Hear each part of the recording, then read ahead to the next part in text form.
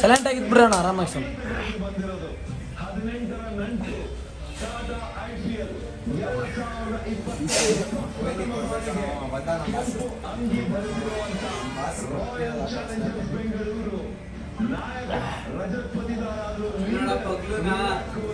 ಬಸವ, ನೀ ಹೇಳಿದ ಮಾತು ನಡೆಸ್ಕೊಂಡಿಲ್ಲ.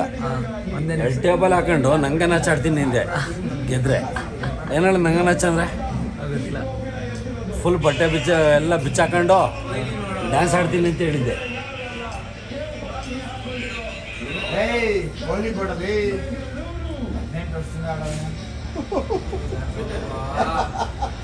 ಫಸ್ಟ್ ಕಪ್ ಬಿಟ್ಟಿದ್ದಾರೆ ಹೇಳು ಕೊಹ್ಲಿನೇ.